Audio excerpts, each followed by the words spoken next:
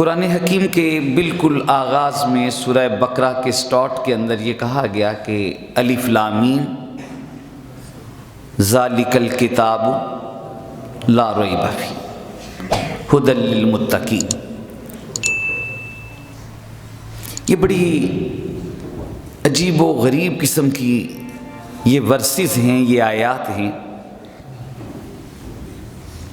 یہ بڑا عجیب و غریب قسم کا چیلنج ہے۔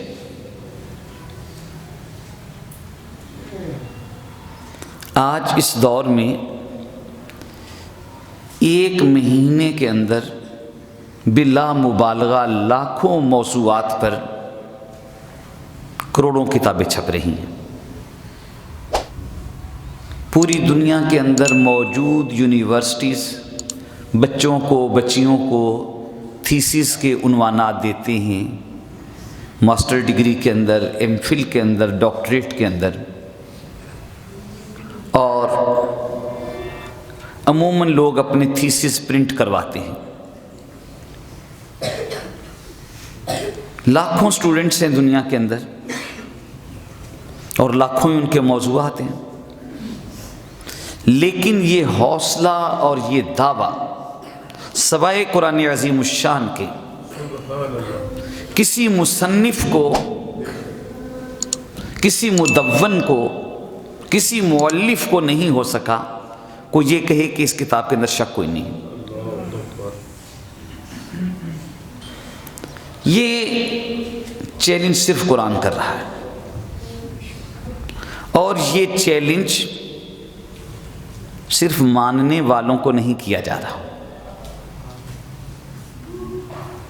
جنہوں نے کلمہ طیبہ اور کلمہ شہادت پڑھا صرف انہیں نہیں کیا جا رہا، بلکہ یہ چیلنج تو ان لوگوں کے لیے جو نہیں مانتے۔ کیا ہو بھائی، آ جاؤ، اس میں کچھ غلط ثابت کر دو۔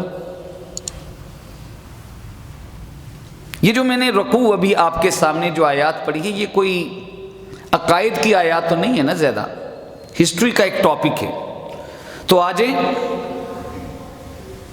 تمام یونیورسٹیز کے ہسٹری ڈپارٹمنٹ کے اسکالرز آ جائیں اور ان میں سے کسی ایک آیت کو غلط ثابت کر دیں۔ کہیں نہیں، قارون کے حوالے سے اور اس واقعے کے بارے میں جو بات قرآن کہہ رہا ہے، تاریخ تو اس کو غلط ثابت کرتی ہے۔ اس میں زوالوجی، باٹنی اور کیمسٹری کے موضوعات ہیں، اینتھروپولوجی کے، سوشیالوجی کے موضوعات ہیں۔ کوئی آ جائے، چیلنج ہے نا، ذالک الکتاب لا ریب فیہ۔ ہارورڈ والوں کے لیے بھی چیلنج ہے، آکسفورڈ والوں کے لیے بھی چیلنج ہے، کیمبرج والوں کے لیے بھی چیلنج ہے۔ آ جاؤ، ہم تو کہہ رہے ہیں کہ ذالک الکتاب لا ریب فیہ، ہم تو کہہ رہے ہیں، کوئی چھپ کر نہیں کہہ رہے، ڈنکے کی چوٹ پر کہہ رہے ہیں، ہانکے پکارے کہہ رہے ہیں، اعلانیہ کہہ رہے ہیں کہ ذالک الکتاب لا ریب فیہ۔ آ جاؤ، اپنے اسکالرز کو بھی بلا لو، بلا لو۔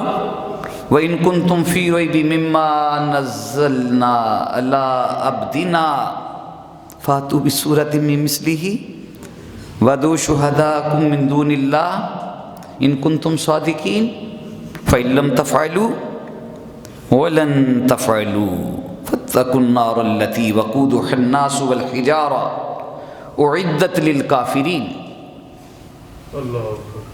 چیلنج ہے نا جی، کس کی مثل ایک صورت بنا لو، اپنے دانشوروں کو بلاؤ، اپنے شعراء کو بلاؤ، اپنے خطباء کو بلاؤ،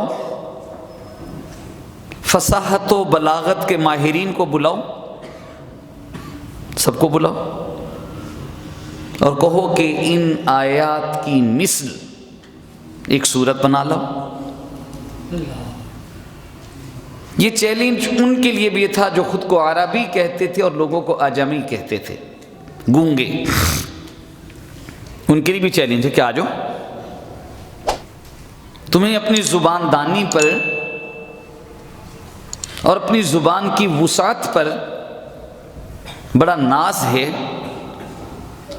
آ جاؤ بناؤ کچھ، نہیں بنا سکے، نہیں بنا سکیں گے۔